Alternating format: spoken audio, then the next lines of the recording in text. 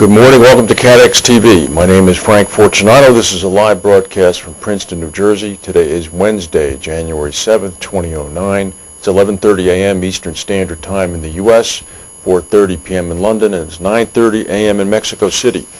If you need to reach us during the broadcast, you can phone in toll-free at 1-866-67-CATEX. Overseas, our AOL instant mail address is CATEXTV. On this day in history, in 1996, some of us remember this very well, a major blizzard in the northeastern U.S. ended up killing over 100 people, paralyzing a 6-state region. We have a breaking news story, which is weather-related. This is coming from North Carolina. Apparently, heavy rain across the south has caused flooding, landslides, school closures, and has destroyed several homes in North Carolina. Thousands of people have lost power across the Carolinas as a cold front sweeps the region with wind and rain. A landslide in western North Carolina has destroyed several homes. Winds in the area are only 20 to 30 miles per hour, but apparently maybe there's some trees in there, which of course increases the weight of the high tension lines. Now to our main stories. Automatic data processing is out with a distressing bit of news this morning, and it's having its effects in the stock market, which is down about 160 points. Private employers in the U.S. shed 693,000 jobs in December. This is up sharply from the figure in November, which was 476,000. The median of estimates provided by Thomson Reuters for the ADP number was 473,000 jobs to be lost in December. As I say, it came in at 693. It's fully 250,000 jobs more. So this is having a paralyzing effect on the stock market. President Obama's budget has yet to be released, although even the Bush administration is indicating that they're expecting a $1.3 trillion budget deficit next year. So everybody's in a bit of a wait-and-see mode. This is very interesting news coming from India. One of India's largest technology companies, Satyam Computers, this morning admitted cooking its books and committing grave financial wrongdoing to inflate profits over several years.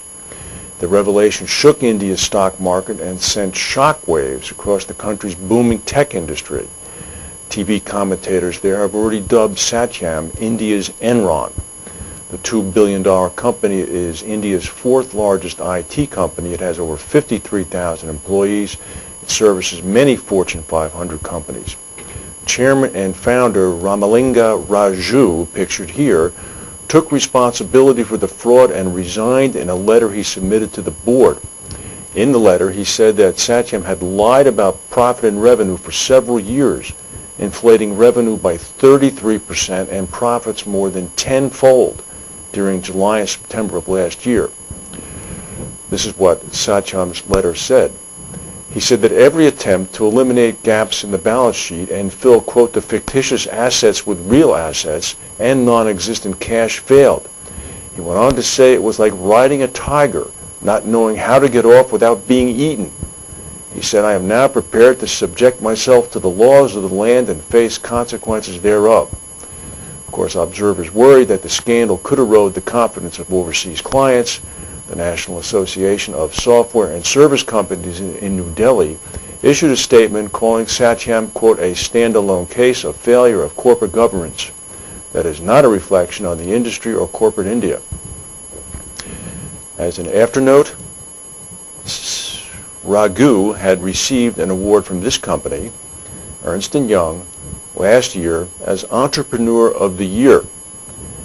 In early 2008, in the past week, the Council of Institute of Directors of India had awarded Mr. Raghu the Global Peacock Award for Best Corporate Governance. They're revoking that award. He'll have to send the Golden Peacock back. The police have surrounded the Satyam headquarters in the southern city of Hyderabad.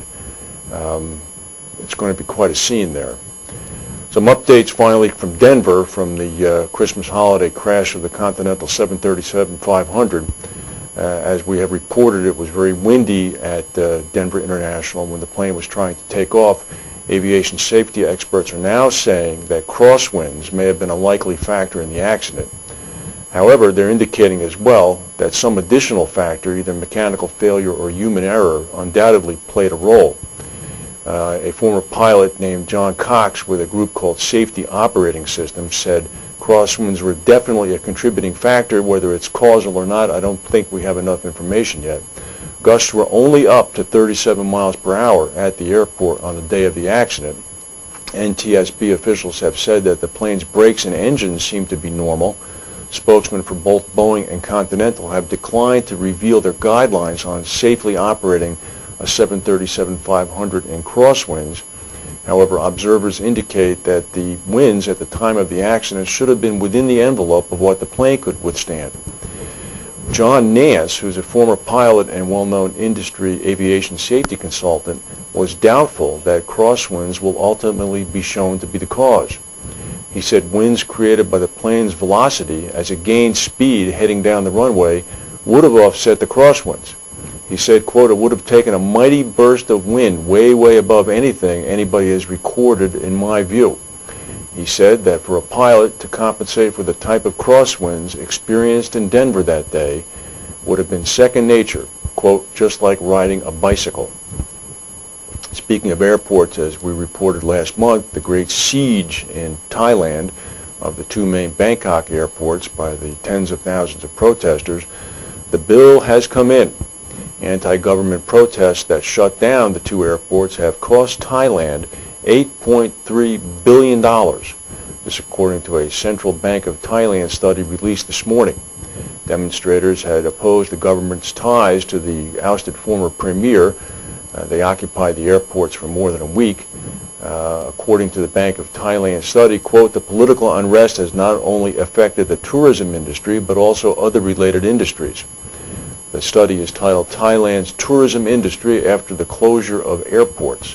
According to the study, 3.5 million tourists were prevented from visiting Thailand between November 25th and December 4th. They say that the cost is going to be more than the SARS outbreak in 2003 and the deadly 2004 Indian Ocean tsunami. Thailand's tourism industry accounts for about 5% of GDP. And more news on the Russian activity with the gas pipelines. The latest country to be affected is Italy. Italy now expects in the next few days that they're going to have to import gas from Algeria, about 20 million cubic meters of it, to offset that much that has been depleted from their deliveries from Russia via the Ukraine pipeline. We now may finally have the other hand here as to what's going on. Prime Minister Putin is in Berlin as we speak, and he had a meeting with German Chancellor Gerhard Schroeder this morning. And in a TV broadcast that concluded just a few minutes ago, Putin said this. He said that the Russia-Ukraine gas crisis would no doubt boost European support for the planned gas pipeline linking Russia directly to Germany under the Baltic Sea. Quote, "Our Western European partners have now realized that this project is necessary and must be carried out promptly." European countries had voiced environmental concerns over the creation of the pipeline. Mr. Putin, you need to be somewhat more diplomatic in your approach to things.